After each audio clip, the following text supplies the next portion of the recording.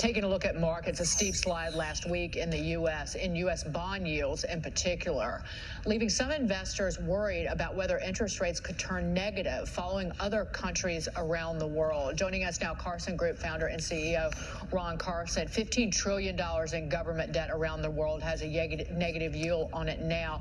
Will it happen in the U.S.? And explain the real-world implications of lending and economies if this happens. Just imagine a world where you're guaranteed a loss on an investment. Just think what kind of feeling you have to have about the other asset classes to know I'm guaranteed I'm going to get less return back. And I think, sentiment here is clearly worse than, especially here in the U.S., than the actual economy.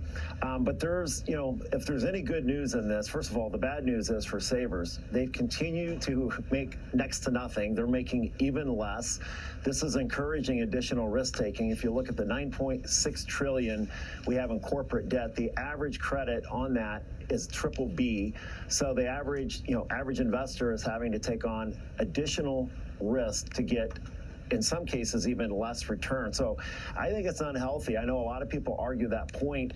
If interest rates were to stay low, but economic conditions were to stay stable and not deteriorate, I think it's it's great news. But that's not what the market's telling us right now. Mitch, the question is, what could revive yields here in the United States? And we were talking in the break, but 1.3% is the record low yield on the 10-year Treasury. So we're not quite there yet. But what's going to turn this around? And what is? I've said this all year. What is the bond market telling us about the direction of not just our economy, but the world economy? Yeah, some of it is sending a signal, and some of it is this flight to quality. Because when you do have $15 trillion in negative yields, you're going to buy where you can get yield.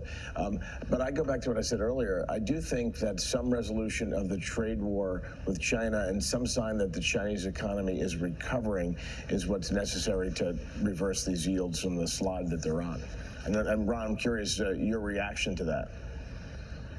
No, I think you're right. I mean, clearly, I just got through spending the last several days with some large, CEOs of large companies, and they're really nervous about what could happen with China. And it seems like, we're making a little progress and then we don't. I think if we had resolution to that, we could have some confidence. I think the bond market would actually, probably yields would go back up. That would be a good thing, because right now we're in a terrible position with the Fed they're going to be forced to lower interest rates just because of the spread differential. Otherwise, we're going to have a dollar, U.S. dollar, skyrocketing versus other currencies, and that's not good either. So I think you're right. Resolution of the trade dispute with China would provide some confidence, stability, and we could start to work our way higher. Ron, good to see you. Thank you for being here. More time next time. Ron Carson All right, joining us. Coming up.